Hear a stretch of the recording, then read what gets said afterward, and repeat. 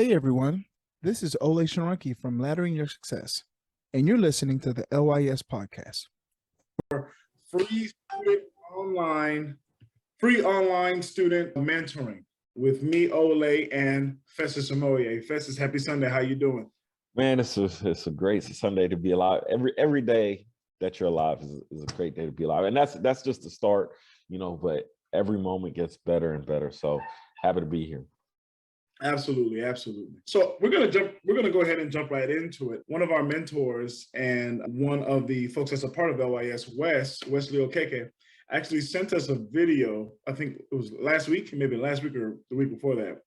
And as soon as I saw it, he mentioned it. I was like, we got to talk about this because this is pretty important. It's right along the lines of what we talk about here at LYS. Education is not the most important thing in your life. I'm sorry, it's not. It tops your education. The Bible says a man without a dream or vision should perish. If you talk to kids about their dreams can spur you to get the education. But if you never find out what a child is dreaming about, you can't hold their attention. It's the dream, man. If you got a kid that want to be an airplane pilot, you quit talking to him about education. Talk to him about being a pilot, how great it is, where he'll be able to fly. Okay. So there's a lot to unpack there, right? There's a lot to unpack there. The main thing being education isn't important. It's more or less about the dream, right? I'm gonna get that to you, Festus, because there's so many places where my head went on that one. What are you thinking when it comes to that? How do you feel about what he said there? Well, the thing is, a lot of people, when they dream, they don't dream in terms of process, right? Mm-hmm. So when you have a dream, you just have the imagery there, right? Mm-hmm. You have the symbols, you have the signs, you have the imagery there, but you don't dream in terms of process. Mm-hmm. And so Steve Harvey had a point in that, hey man, if I talk to you about something that you love, something that you care deeply about, right? That's going to spur you on, right? But the thing is, there's a process to it. Now, education is the process. I was recently on a podcast interview. I think they're going to be dropping it in about 2-3 weeks. And we talked about what is the actual meaning of the term education. And when you pull it from its Latin meaning, it means to uplift care. To edu, to ed, right, is where we get the to ed, right, is where we get the term. Oh my goodness, it's living my mind right now. It's not edify, is it? Edify. Thank you. You. So it's to edify, to uplift, right? Mm-hmm. And then the CAT part is where we get caution, right? Mm-hmm. So, and when we tell somebody to be cautious, we're telling them to be careful, mm-hmm. right? That's where we're saying the same thing. But that CAT part is to uplift care, educate is to uplift care, uplift caution, right? Mm-hmm. And so the thing is, oftentimes we're not lifting up what people really care about. We're lifting up the system and the process. And I think that's what Steve Harvey was really trying to say. Okay. Yeah, I think the thing for me was the whole thing about, and I was just looking at it logically, where he was saying, if you want to be a pilot, talk about the dream, the dream of being a pilot and all that. And I was like, that's all great. But last time I checked, you still got to go to pilot school to get a pilot's license. And you have to have a certain amount of training, you know what I mean, to get that done. Nothing wrong with having a dream of being a pilot. You can do so many things with that. But I think it's kind of like you said, really understanding the process that's required to be able to do that. I think that's key. Fess, you want to introduce who we have on today? Okay, Mr. Utam Bartholomew helps us by doing some graphic designing work, and he's also still in school himself. He's a college student. And so, Utam, if you want to come on, introduce yourself real quick. Olay leads our mentoring sessions. And so I know we had talked a little bit about you coming on and inviting some other students at some point. So you could feel free to chime in. We don't just want to talk at people. We want to interact. So if you want to come in and just say a few words, your microphone is muted, just in case you didn't realize that. Okay, I think he might be having a technical problem, Olay. Okay. So tell you what, you could just type anything you want to let us know in the chat or any questions that you have in the chat, and then that way we could give you feedback that way until your mic gets fixed. Oh, okay, no worries. No, Oh, he okay. just sent a message. Cool. Yeah, All right. just type your questions in the chat whenever you're ready. Absolutely, for sure. So let's jump right into it. So we've been going over vision. We've been understanding. Last week we talked about the matrix. We've gone over understanding what vision is. So many of these different things, right? Now we're going to start slowly coming into the point where we're talking about our ladder and why we even have this thing called laddering your success, right? And we're going to start talking a little bit about the B in our be, know, do process, and primarily three key aspects of the B, which is, I like to call it HDI: humility, discipline, and integrity. All right. So let's go over something here real quick. I want you to stop and just imagine, have you ever seen someone on top of a really high ladder, like either fixing a house or just climbing up and, fixing a light or something? Did you ever stop and watch them? Okay. Imagine a ladder. Now imagine a person using that ladder to work on something 2 or 3 stories high up from the ground. Maybe they're painting their house or replacing some old rusty nails.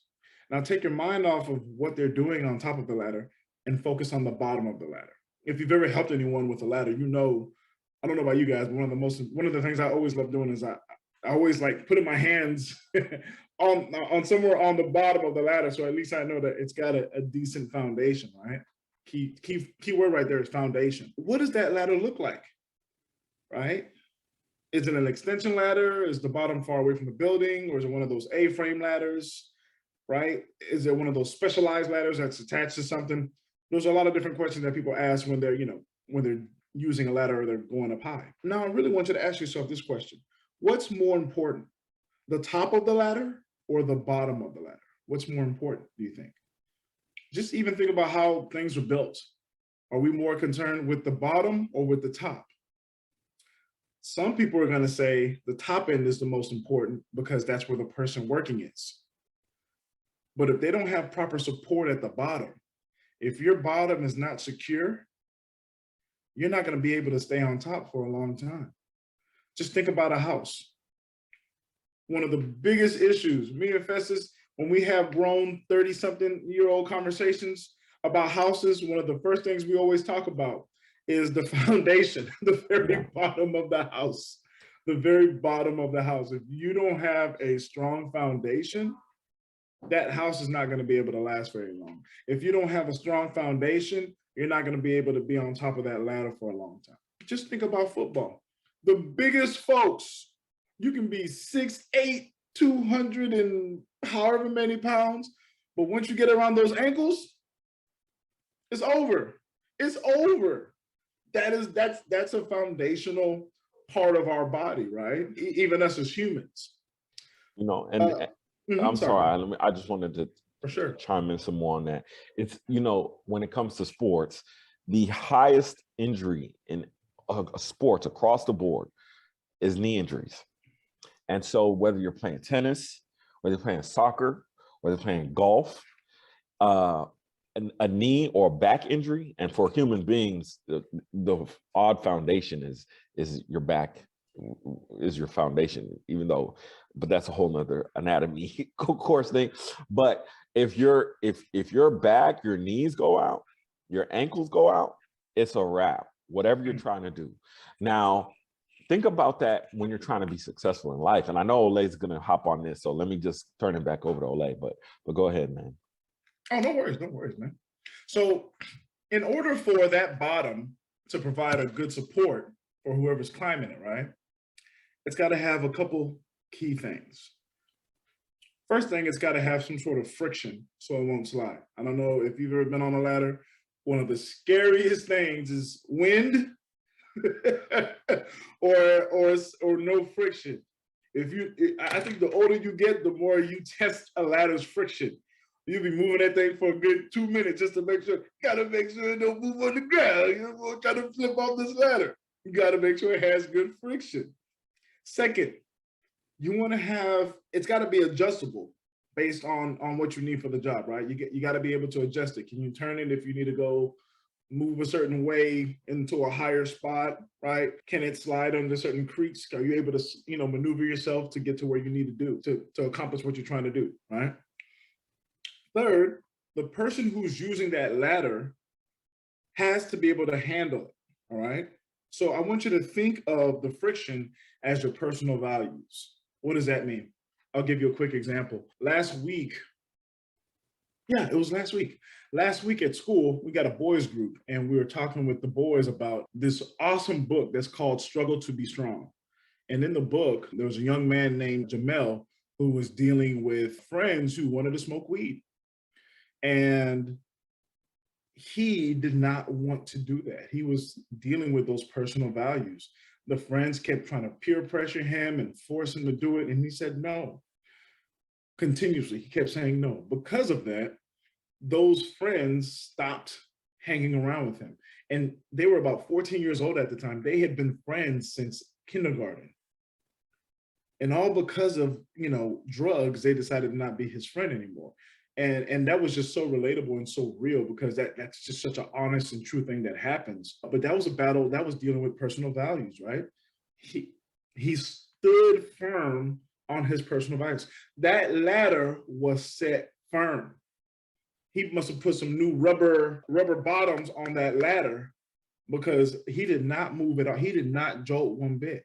Festus, you want to say something? Yeah, and that's a big point about the friction at the base of your ladder, right? We try to use this imagery to just help people visualize going up to success, right? And the thing is, oftentimes I'm a big like music head-y person, but I don't like listening to all kinds of, well, actually I do like listening to all kinds of music. I like hearing the artist backstories more, right? To me, that's always very, very interesting, is to listen to the story behind the music. And so what I'll do is I'll watch interviews, old interviews, new interviews with different musicians from different eras and different times to try to understand, like, okay, this person made this music, what were they thinking? And Olay knows back in the day, I was Kanye all day. I got to testify, come up in the spot looking extra fly. I used to even wear my collar up, so you know what I'm saying? But anyway, so I'd watch these old interviews, and it's really interesting as you look at the interaction between their friends, because you could start seeing the connections in the music industry. And Olay and I talked about this one time about the Rockefeller music tree. And if you think about everybody who came from Rockefeller and all that stuff, it was like crazy, right? Like think about it. Like the people who are connected to the people who are connected to the people who originally started the thing. And so that's the same way when it comes to friendships, when it comes to relationships, when it comes to like this whole mentoring thing. It's like, okay, there's certain people you have to have at the bottom of that ladder, your family, right? You might not like them, but they're your family. Excuse me. Okay. But now as you start climbing up that ladder, you got people you went to school with, you got people you go to church with or mosque with. You got all these different people who are connected to you. But now that you start having that friction with them, how do you continue to grow and to build while maintaining those relationships? That's the hard part, because when you look at a lot of these people who we think, man, that person really reached the pinnacle of success, look at who they hang around now. What you'll come to find is a lot of them don't hang with the same exact people. And that's important, but we'll get into that more in a second. Beautiful. Two things, man. I didn't realize, I always surface, the more I think about it, the more I realize like how much music Festus put me on. I always tell people, very sheltered growing up. Festus was kind of like the big brother who put me on Kanye, Cameron, all the rappers that I honestly, he put me on the rappers that are like on my top 5 today. And he's not lying. He used to wear the Kanye to the, I can't even think about it, that sport coat that he used to wear. He used to do it all, man. But I want you to think about, to make it relatable to kids today, think about the Dolphs, think about the Gottics, think about the Young Thugs, the King Vons, the Pop Smokes, the Lil Durks. from their sex, they were started from somewhere. Someone gave them their start, right? And so because of that, they had homeboys, homegirls that they put on as well. So that tree just kept flowing. It was like, oh, my girl does this too, my boy does this too, and that tree just keeps flowing. If you ever want to go down a rabbit hole, look at the trees of Rockefeller, Cash Money, and Bad Boys. I think those are three to start with, right, Festus? Sorry. Yeah, you can look at No Limit too. No, oh my goodness, yes. But and the thing is, that's so powerful, but that also translates into different things as well. And so the thing is, whether it's music, I'm kind of a music head, so even a lot of people don't know what his name, a fella, Burna Boy's his son, right? Excuse me? Burna Boy? Uh-huh. You know Fella, right? Fela Kuti? Akuti, you know that, right? Uh-huh. You know that's his son. His son, like his biological kid. You just put in the chat, yeah. Father? Yeah, bro. So this is the thing. Like a lot of people don't. No. Hold, time out. Burna Boy. We need to pull up the Google, man. We need to pull up the Google right now so that you could see how I call it the Google. This is fat. You're seeing this live, folks. I had no. Fela Kuti? Yeah. So this is the Watch thing. It Get No Enemy? Yeah. This is what I'm saying. Wow. So a lot of people, I'm gonna have to do when it comes to these ladders, and why is this significant? Because, ooh, man, especially as this ties into Bing, right? Why is this significant? Because there's certain talents and gifts that you get from the connection of the people that you're with. And so the thing is, there's also certain blessings, certain environments that are created by those people. And so, excuse me, it becomes easier to access. Olay, close your mouth. It becomes easier to access those blessings. It becomes easier to access those resources because of your connection to those people. And see, this is what people don't understand when they're trying to tear people apart, when they're trying to malign people, when they're trying to do all of these different types of things, right? Is that they're trying to pull you away from that connection. They're trying to pull you away from your root. And why is this such a hard thing? It's such a hard thing because the root determines the fruit, right? Wherever you start at has some inkling on your outcome. Why do you say that? Some people say, well, I want to be better than the environment I grew up in. The fact that you grew up in that environment is going to be a motivating factor towards your success. Yeah. So the thing is, okay, you want to be better than that, but that doesn't mean you have to demonize the environment you grew up in. That helped motivate you to become successful. Cool, absolutely. Got it. That's one of the reasons why. I listen to E.T., Eric Thomas, hip hop preacher, and like he talks about, eating food out of trash cans, growing up in Detroit, dropping out of high school and stuff like that, and how the fact that because he grew from that environment, that pushed him to wake up at 3 a.m. every day so that he could be successful. But that was part of his being. That became part of his character. That became a driving motivating force. And in the same way, as you're looking at that ladder and you're looking at people who you're connected to, it's going to become part of you. And now you have to ask yourself a question. And it goes back to some of the stuff you were talking about last week is, okay, what team am I on? I'm on the good side or the bad side. Okay, if I'm on the good side, then I might do bad things every once in a while. I might have to cut somebody off every once in a while, but I'm not just looking to get out of here and be like, screw y'all, I'm living my own life, no. And so why is that important? It's important, especially for people, and I know I'm gonna go off on some tangents on this one, but especially in the Black context, the African-American context, we can't just all leave our home countries. We can't all leave our neighborhoods and go to other places and expect those places to get any better. You can't just say, oh, you know what? I'm now I got a little bit of money in my pocket. I'm gonna go to school in the UK. I'm gonna go to school in the US. You can't just keep doing that. It's a redundant cycle. And then you want to complain about how people are treating you elsewhere. Charity starts at home. And so the thing is, you can't just pack up and leave grandma's house in the hood and then complain that it got gentrified a little while later. You can't do that. Yeah. You got to hustle up, put that thing on Airbnb. You got to do whatever you got to do. You see what I'm saying? Because why? Because somebody else is doing that exact same thing.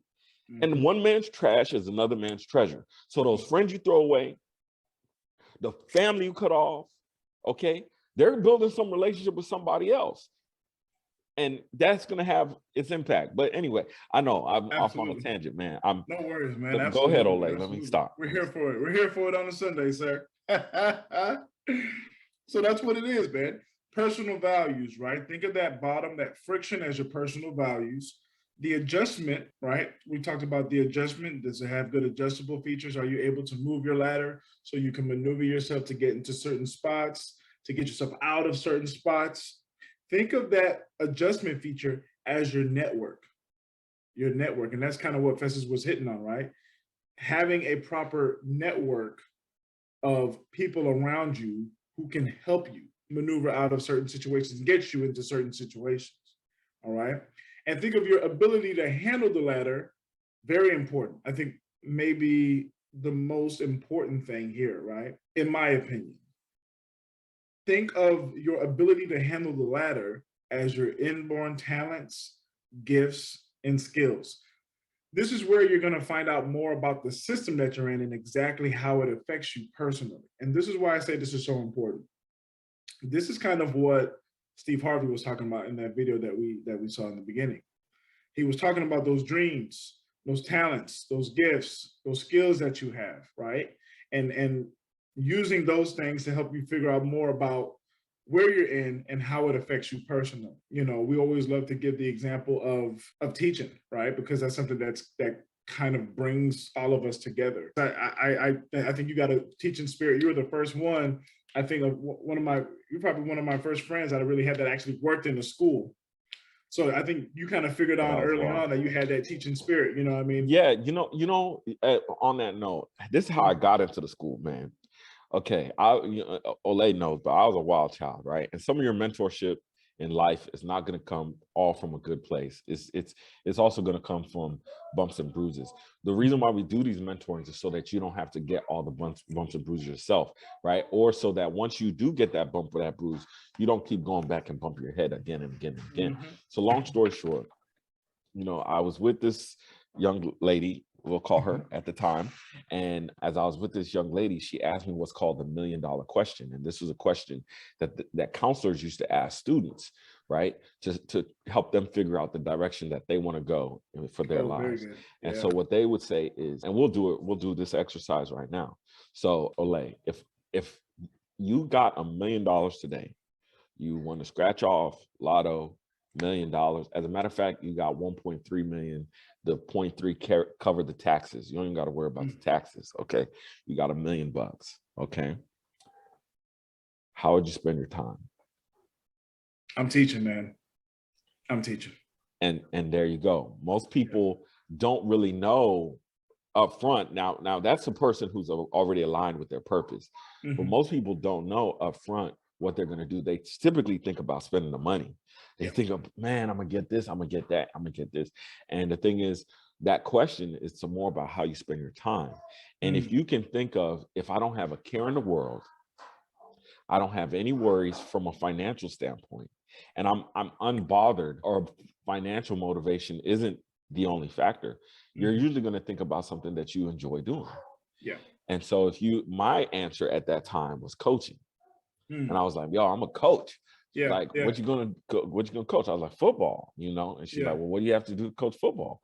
It's like, I guess I got to teach, And so I was actually in a mindset of trying to become a coach. And then I got into education, and I'm like, oh, okay, I really like these little kids, man. And then we just start talking about all kind of stuff that had nothing to do. They'll do that to you, man. Yeah, kids will do that to you. I start talking about all kind of stuff that had nothing to do with academics, and I was just like, man, these kids, they need help in like life. And at that time, I mean, again, I was going through what I was going through with my family and all that different kind of stuff. And so it was just a struggle, because I was thinking, how do I impact their lives when I'm still going through stuff at the same time. But Mm. again, it was just providence how everything came together, man. Absolutely, man. Absolutely. I think that's one of the, you hit the nail on the head, man. That $1 million question, because in order to answer that $1 million question, you have to have a really good understanding of your talents, your gifts, your skills. Man, you know what, Festus? Let's take a couple seconds to think about. I don't think people really understand how easy it is, or we may overcomplicate the process of finding out those inborn talent, gifts and skills. Um, you know, I'm a firm believer, especially in our culture, the way that we were raised. Our parents know us very well, and when I say I mean because we're Nigerian. You know, different cultures have different approaches to how they deal with parenting and so many aspects of life. Nigerian parents are very like, I think it's authoritarian, right? Like you don't really have much say so in things that happen. Yeah, definitely authoritarian. Definitely Yeah. authoritarian. And so I remember having these conversations with my dad. I mean, this is like months ago, just a couple months ago, and I was just like, I understand that you're gonna raise me the way that you were raised, but if you would have just told me what you saw as a parent, that would have helped. That would at least planted a seed to where I could be like, oh yeah, I'll probably go. I might want to go do this, because who really knows you better more than your parents? And so that's one of the things actually Festus talks about, is going to your parents. There's actually activities in the LYS book where you go to your parents and you ask your parents, what did your parents, what did you do? What did our grandparents do? What was our history? What were some of the things that they were known for? And, you know, I see it with my students in class. I see students who just naturally gravitate towards the arts. I've got students who, I was grading some papers yesterday, and I've got students who draw the most amazing things on like tests. I told them not to do that. You know, I don't want to see that, but little things like that, you can see that talent sort of coming out. And so, Festus, what were some things that you did or that you've seen or that you noticed that have really helped you find your talents, your gifts, your skills? And what are some things that you've noticed with students and stuff that helps them understand their talents, gifts, and skills? That I noticed working with students, or for yourself me? And with students. Okay, so a two-part question. Oh, man, I think for me, I'm a vicarious learner. And so for me, I always learn from watching other people. And so I think as I learn from watching other people, one of the key things for me is you have to know yourself in order to learn from watching somebody else, right? Mm-hmm. And so the thing is, I think that started giving me a little bit more self-awareness, right? The other thing for me personally is my Christian faith and my relationship with the Lord. And, you know, just different convictions that I had personally that really made me reflect on all of who I am and not just bits and pieces of who I am, right? I think in terms of students, it's kind of like you said, it's just watching them kind of in that natural environment, you know what I mean? Or what's natural to them, right? And just being like, yo, you really good at this. And I think a lot of times, again, it's just that outside pressure of family, friends, society. This is who's saying do this and who's saying do that. That really corners them into a box to do something that they don't want to do. I remember I was speaking at an Aldine school once, and one of the students, like, you know, after I was done talking, he come over to the side like, yo, man, I'm thinking I want to be a YouTuber. I want to do YouTube. I was like, okay, you want to do YouTube? What YouTube gonna be about? He was like, I don't know yet, man. I was like, well, just get started doing it, you know, and see what it's going to be about. You know what I'm saying? And this was before I really knew that there was so much money in YouTube. Okay.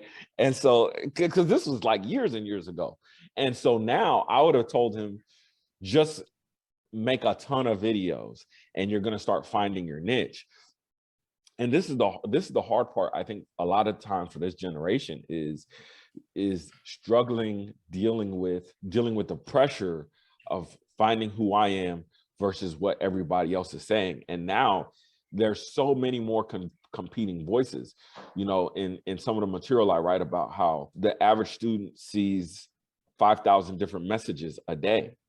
Well, the thing is, if you could think about that in terms of this social media generation, they're probably seeing 50, 60, 70,000 messages a day. And the hard part about it is positive messages like this one, they don't really get to see that often. So that's why we need y'all to like, share, invite people, tag friends. Why? Because even though this is long form, it's going to be really, really helpful to people who otherwise wouldn't hear this kind of messaging. But I mean, I hope that answered your question. I know I went a little bit long on that. No, man, it did. Real quick. Hey, good afternoon, Daniel. And Amaya's coming in right now. She's slowly coming in. They were texting me earlier as I was taking with them. Happy Sunday. Hope y'all are doing well. Yes, sir. Hope y'all doing the same. Absolutely. Man, this is full. We got 5 people, man. Come on, turn up, man. What you mean? We out here, man. We outside. We outside. Daniel Hill knows what I'm talking about. We outside, man. Who's the president? Fire it. These are the jokes that I find that. So this is the good and bad of it, right? So because a lot of my kids don't have, their parents aren't really monitoring their use on the phones, especially social media, like on TikTok. There's a lot of things that my friends send me that are like appropriate for, you know, adults. And I really try not to watch too much of it because just like we were talking about, those things can affect you. Some of them are like really funny, but my kids should not be watching them. And so I kind of, the ones that like are, you know, appropriate, you know, I'll do them in class. We were going over government and I was like, who's the president? And all my students were, they're like, Byron. And I was like, you guys are funny, man. It's ridiculous. But it's good stuff. It's good times. Amaya, hope you're doing well. Happy Sunday. Happy Sunday. Happy Sunday. Yes, we're talking about the letter. So real quick, we're just gonna jump into HDI, but we're gonna talk a little bit about, I'm so sorry. Before I even get there, I wanted to talk about something. 2 things. I was watching Ramsey. I was watching little Dave Ramsey today, and there was this kid who was 16. And if you know anything about Ramsey, Mr. Hill knows about Ramsey. Festus put me on Ramsey. He doesn't mince words. He's straight to the point. Actually, I'm pretty sure one of his like most watched videos is like a video of him just calling people, you know, stupid. He almost sounds like a football coach because he's from Tennessee and he's got that, how could you just be so stupid? That's the dumbest thing I've ever heard in my life.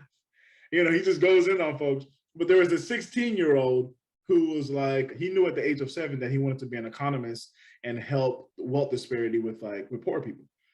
And he was telling his parents that he wanted to go to Harvard or like Wharton, but which is about $250,000. I don't know how much what that covers, because he felt like that would be better for you know, certain roles that would help him.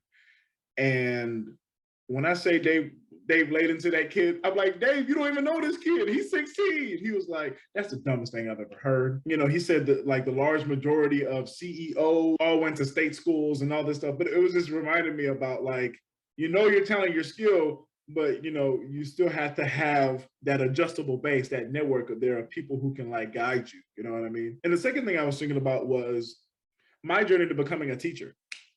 You know, in retrospect, I'm pretty sure I knew that teaching was probably one of the things I should have done earlier on, even when I was still in college, right after high school. But in my mind, I had this feeling where teaching wasn't a prestigious career or something that gets a lot of credit. And I wanted to have a job that would make me look prestigious or make me lots of money. And I think one of the biggest things I found is there's a certain piece that when you're doing that thing that you love, and it's kind of like Festus hit it as well when he was talking about, you know, faith and just finding that thing that makes you happy and comfortable. And then on top of that, if you're using those skills, you can use those skills to turn what you do into something amazing. There are teachers that are doing insane, amazing things every day. And so just keep one of those things. I think one of the most important things you'll see here is LYS, the methodology, the system, allows you to be accountable and truthful to yourself. It allows you to be truthful to yourself. Utam said, yeah, teaching is underrated over here. Oh, sir, it's not just Nigeria. Teaching is underrated in a lot of places. You should see, I just read about, you know, one of the laws that they were passing that the state was trying to pass. It's a lot. It's a very underrated profession, and I don't think, especially for little kids, if you ask kids, who their favorite teacher is, and this is a project that I wanted to do a while ago. Daniel, you'd love this. I wanted to go to get 2 kids out of every class and just put the camera in front of them and just almost black screen and just be like, why do you love your teacher? Or what is something you love about your teacher? Because I don't think people really understand, number one, the fact that it's a calling and how much it affects young children, right? So that's it's one of those things. Festus, you want to say something? Yeah, and I think the thing is, oftentimes when we don't operate from that place of being, that motivating factor of what wakes us up, what drives us, then we're gonna default into something else. And for most people, especially US, it just tends to be money, right? And don't get me wrong, it depends on your perspective. If you're coming from a place where you never really had money, then it's like, I gotta get it all, I gotta get it all, I gotta get it all. But one thing I've been thinking about lately is you got a lot of stuff, scammers that's out here. And who's the easiest person to scam? The person who's looking to get rich quick. Because their barometer on, wait a second, slow down, let me think about this, let me process this, is much lower, because they're like, yo, he got it, he's showing me something, and this person showing, man, did you see what this person had? And this is the thing, okay? I've taken part in multi-level marketing. I'm very clear. I don't think multi-level marketing is bad. I think it's actually a pretty good business model if you know what you're doing, right? But there's and there has actually been research to support what I'm going to say. A lot of multi-level marketings are considered fraudulent. Why? Because they're literally a Ponzi scheme. They're pyramids. And you get one person in, you get 2 people underneath you. And when can a multi-level marketing work? And I don't want to get too far into this, but since I brought it up, I said I'm going to go on tangents. Stop it. But anyway, so the thing is, it can work when there is value, real value actually being created, right? And so one I did a long time ago was it was selling electricity. I forgot what Ambit. I think it was Ambit Energy. And it's like, everybody uses electricity. So, and if you didn't use electricity, you need electricity. Yeah. So it's a no-brainer, right? There's actual value being created. And basically it's just like, rather than them coming out being their own energy company and trying to have to do their own marketing, they just let those people do it and then get a residual check, Yeah. So anyway, so there's different models like that. But the thing is, these multi-level marketings, whenever they come, why do they get so many people when they're not selling things that's not valuable? It's because people haven't seen what real value is internally themselves, and then they lifestyle market, showing you like, oh, here I'm walking into my $150 million mansion. Listen, I'm telling you, okay, I got a whole nother thing going, and I work with people who tend to be well off. They don't floss like people who are broke floss. They I'm saying, I remember this person was telling me about their shoes, and I was like, dang, shoes cost more than my car, right? So anyway, but they said it nonchalantly. They were like, hey man, you think these shoes are what's hurting my knee? Maybe I should get some new shoes. I was like, well, it could be the insoles and this and this. Sometimes you got to go get an insole. You could get a custom one for a couple $100. It was like, well, I thought these were good shoes. They was like $1,500. I was like, oh, okay. Like the one pair, okay. But anyway, they don't cost more than my car. But you understand the gist of it, right? Especially when they're like, yo, I just keep getting these over and over like it ain't nothing. And it wasn't a flaw statement. It was just like a little matter of fact, like, yo, you think And so the thing is, for us who are just coming into this mindset, and this is why you have to develop in the key areas. You can't just develop in one area. You have to develop as much as you can equally across the board, culturally, socially, financially, spiritually, emotional health. You have to try to develop across the board. Why? Because wherever you're not developed, that's where you're gonna kind of fall short and be able to get God, right? And so we don't want you getting God. We want you to blow up, be successful, enjoy your life. And so that's why it's so important to again have that strong inner sense of character, values, and principles of being. Absolutely, absolutely. Real quick, Utam, Amaya, if you have any questions at any point, please jump in. I mean, we're talking, right? We've been there before, but we're here for you. This is mentoring. This, you know what I mean? This is not Festus and Olay relive the old days, you know, anything like that. You know, we can, trust me, we can reminisce for hours. But if you have any questions, please jump in by no means, please jump in at any time. So real quick, we're going to talk about this before we wrap up. Festus hit on it a couple seconds ago. You're likely going to face many obstacles.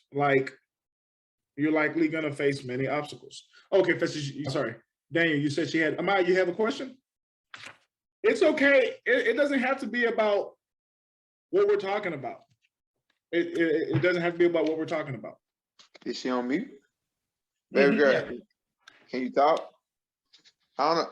Did she send me I don't know if her phone, or she might be out there where her mom was, country. And they ain't got no service. I'll try to find the question. But man, y'all hit that topic about, we talking about Rams and these people. It's crazy how I be laughing how like, it's like this. I actually went to school for teaching. And the person went to Harvard, went to school for teaching. I came out like $15,000 in debt. They come out with like $200,000 debt. We both got the same job, everything. But it's just crazy how people think you have to do certain things and go certain places. It's like, what? It's just weird how, but the thing is, we've been taught like that. You know what I'm saying? You gotta go to Harvard. You gotta do this. You gotta do this. But like how Festus said, real rich people already know. They be like, okay, I'll just go here. I'll do this, make my money, buy these shoes that's expensive. But thing is, most rich people, you can't even tell they rich half the time. Exactly. and then you hit the nail on the head, because oftentimes what happens, especially the people who, oh, I'm going to Harvard. Well, guess what? What a lot of people don't know is, and I could go show you guys the loopholes, but did you know if you are a family of alumni to certain schools, you already either don't have to pay tuition or it's drastically reduced? Ooh, I know. I didn't know that at all. Oh yeah. Or if your parents work at the school, you can not have to pay tuition for certain schools.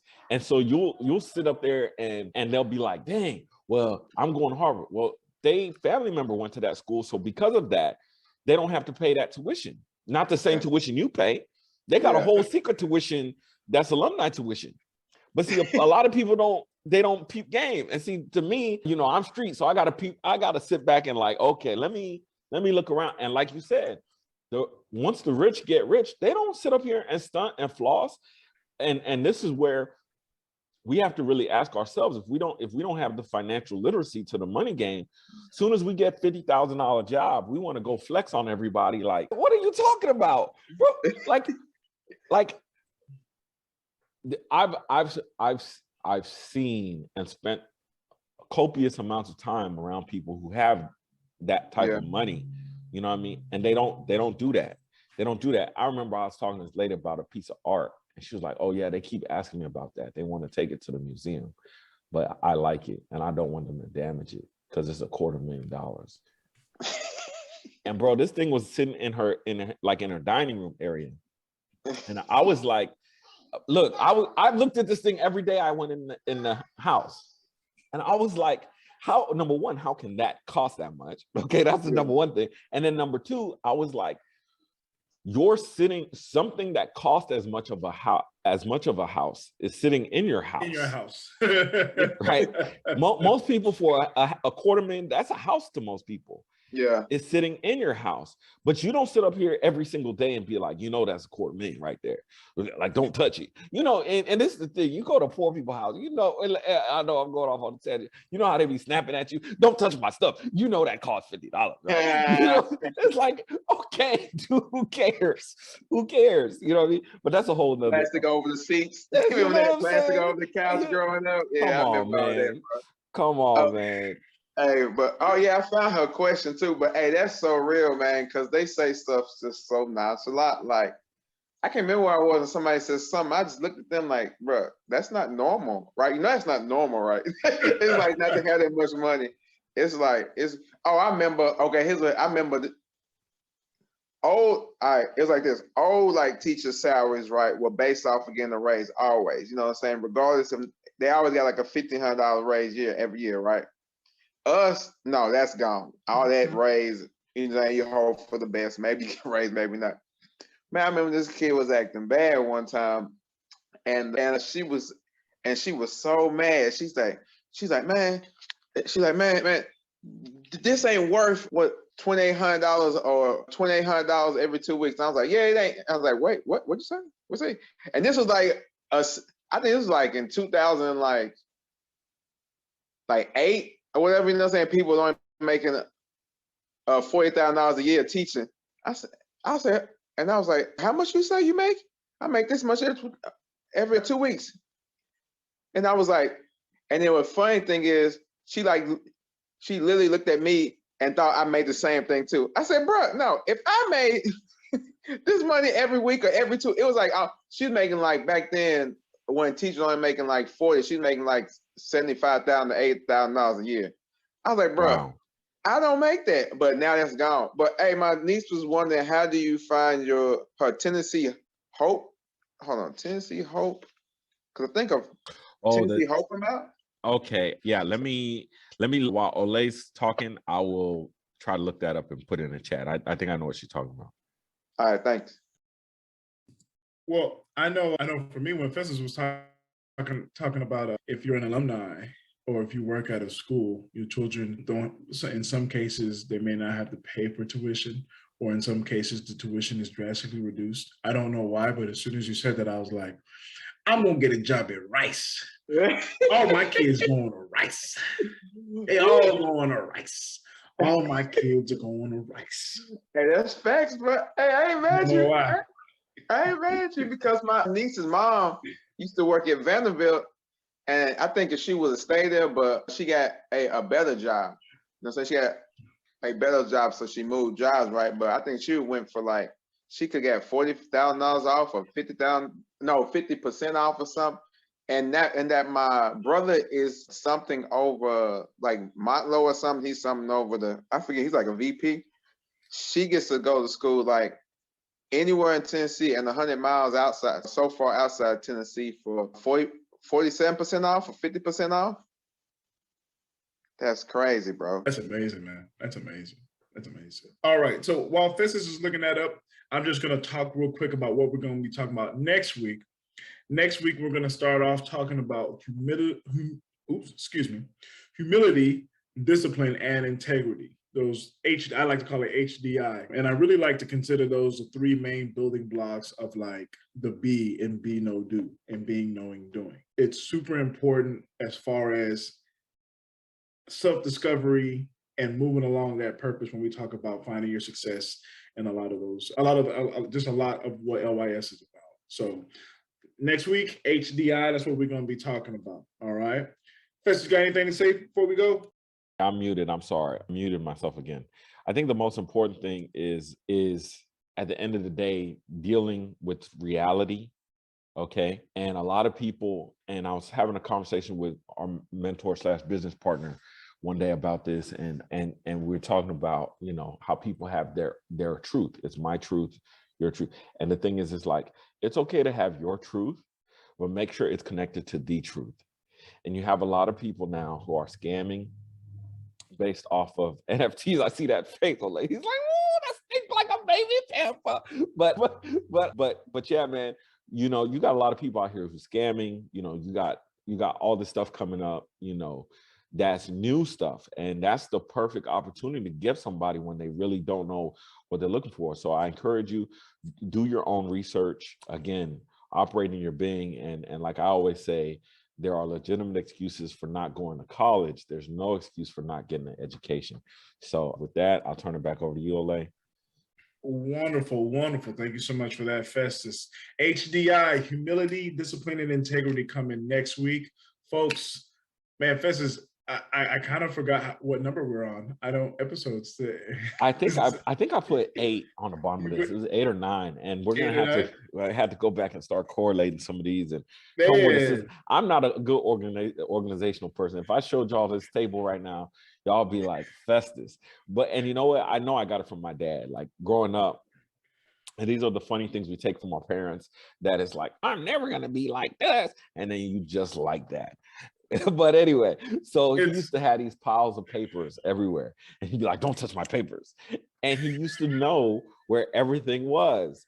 And so he'd be like, hey, go to the table and look under the mouse, find the paper clip, and then 2 inches from the left, you'll find a paper that says this. Bring me that piece of paper. And used to go, and he used to be right there. And it's so funny because I'm that way. I'm like, hey, go look under the pistachios. I got my box of pistachios here, and you're gonna feel like this, and then you'll find that stuff. And so the thing is, man, just enjoy the journey, right? Enjoy the journey. Don't be too mad at your parents and upset. They're not perfect, and so you're gonna grow up learning stuff from them. Some of the stuff you're gonna have to shake off. Some of the stuff you're gonna have to embrace because you're gonna see the reality that they went through, right? Later on in life, and you're like, dang, I shouldn't have been so harsh on them, right? So that's it. Absolutely, Festus, absolutely. You reminded me, I was laying on my bed the other day, and I looked to my right.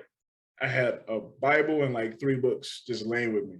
And I was like, it looks like my dad's bed. It looked like my parents' bed. I was like, man, I'm wild and I got to get out of here. And that's what Hill was just talking about too, man. So that's awesome. All right, folks, it's been another great session. Look, we're gonna keep getting better. We hit a max. We got 3 people on. Let's push for 4.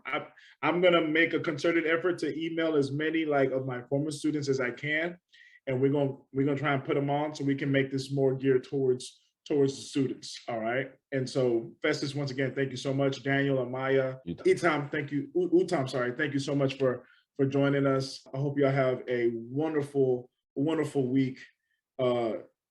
Just keep growing, and I hope this helps you as you continue to ladder your success. Peace. Have a wonderful week. Bye. Oh, you still there? Well, thank you so much for listening to the LYS podcast.